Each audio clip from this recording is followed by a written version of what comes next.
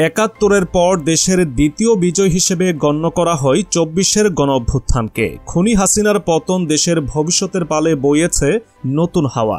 তবে ষড়যন্ত্রের কড়াল গ্রাস থেকে বাংলাদেশ এখনও পুরোপুরি মুক্ত নয়। নবগঠিত অন্তর্বর্তীকালীন সরকারের সামনে এখন নানান চ্যালেঞ্জ। আর এসব সমস্যা কাটিয়ে উঠতে না পারলে নতুন স্বাধীনতার সূর্য হয়তো অচিরেই ম্লান হয়ে যাবে। শুরুতেই উঠে আসে সংখ্যালঘুদের হিসাব নিকাশ। মুসলিম সংখ্যাগরিষ্ঠ দেশে হিন্দু সম্প্রদায় ও অন্যান্য ধর্মাবলম্বীদের পরিপূর্ণ নিরাপত্তা প্রদান অন্যতম প্রধান চ্যালেঞ্জ। কারণ বাংলাদেশকে নিয়ে মিথ্যা তথ্য ছড়াতে উঠে পড়ে লেগেছে ভারত। সামান্য কোনো ভুল হলেই বিশ্বের সামনে এদেশকে অস্থিতিশীল ও সর্বোচ্চ অসাম্প্রদায়িক হিসেবে তুলে ধরতে এক মুহূর্ত বিলম্ব করবে না মোদী সরকার। সংখ্যালঘু সম্প্রদায়কে ঘিরে ঘটে যাওয়া ঘটনাগুলোর বেশিরভাগ রাজনৈতিক উদ্দেশ্য প্রণোদিত হলেও কিছু বিচ্ছিন্ন ঘটনা এড়িয়ে যাওয়ার মতো নয়। এসব অপকর্ম রুখতে না পারলে প্রশ্নবাণে জর্জরিত হতে পারে নবগঠিত সরকার। দেশের মূল গঠনতন্ত্র ও চালিকার আধার মূলত প্রশাসন। প্রশাসনের কার্যক্রম সুনিপুণ হলেই প্রতিটি খাতে সক্ষমতা ও উন্নতির ছাপ স্পষ্ট হয়ে উঠবে। কিন্তু সেটা করতে কতটা সক্ষম ইউনূস সরকার? হাসিনা দেশ ছেড়ে পালালে বের হয়ে আসে দেশের অর্থনৈতিক দুরবস্থার চিত্র। উন্নয়ন প্রকল্পের নামে এতদিন কোটি কোটি টাকা পাচার করেছেন বিদেশে। এদিকে দেশের ব্যাংকগুলোতে শুরু হয় তরল্য সংকট। অন্তর্বর্তী সরকার নতুন করে 22,500 কোটি টাকা ছাপাতে বাধ্য হয়। এতে বাংলাদেশের মুদ্রা দরপতনের আশঙ্কা রয়েছে। এছাড়া নতুন করে 43টি পণ্যের উপর যোগ করা হয়েছে বাড়তি ভ্যাট। কিন্তু উপদেষ্টারা বলছেন এর প্রভাব নিত্য প্রয়োজনীয় পণ্যের উপর পড়ার সম্ভাবনা নেই।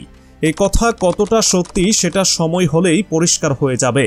অভ্যুত্থান পরবর্তী বাংলাদেশে নানান সংকট লেগে আছে, যার প্রতিটি দিক সমানভাবে লক্ষ্য রাখা কঠিন হয়ে দাঁড়িয়েছে সরকারের জন্য। কাঁধের উপর ভারী হয়ে আসা ঋণের বোঝাও সামলাতে হচ্ছে সরকারকে। পারদর্শিতার সাথে এসব মোকাবেলা করতে না পারলে অদূর ভবিষ্যতে দেশের অবস্থা কোথায় দাঁড়াবে তা ভাবাও দায়। এখানে আরও একটি বিষয় দেশের ভবিষ্যতের উপর প্রভাব ফেলতে পারে। বহির্বিশ্বের সাথে বাংলাদেশের সম্পর্কের উন্নতি কিংবা অবনতি।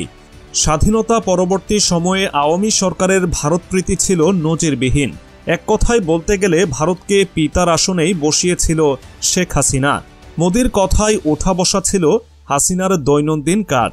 দেশের ভেতর দিয়ে রেল ট্রানজিট, পূজার সময় হাজার হাজার টন ইলিশ মাছ পাঠানো কিনা করেছেন ভারতের জন্য। আমদানি রপ্তানি দুটোই ছিল ভারত নির্ভর। বর্তমানে দেশের জনগণ বুঝতে পেরেছে ভারত চায় এদেশের উপর কর্তৃত্ব ফলাতে। তাই এখনকার মানুষের মধ্যে ভারতপ্রীতির চেয়ে ভারত বিদ্বেষী বেশি। ডক্টর ইউনূস যদি ভারতের বলয় থেকে দেশকে পুরোপুরি মুক্ত করতে না পারেন তাহলেও ব্যর্থ বলে গণ্য করা হতে পারে বর্তমান সরকারকে। সর্বশেষ নির্বাচন ইস্যু। দেশের শান্তি ও শৃঙ্খলা বজায় রেখে সুষ্ঠু নির্বাচন দেওয়া এখন সময়ের ব্যাপার।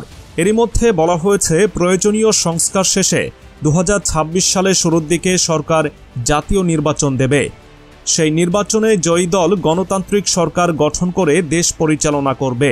দেশের বৈধ রাজনৈতিক দলগুলো যেন নির্বাচনে অংশগ্রহণ করতে পারে এবং প্রতিটি প্রাপ্তবয়স্ক জনগণ যেন ইচ্ছানুযায়ী ভোট দিতে পারে, সেটার নিশ্চয়তা দিতে হবে ইউনূস সরকারকে।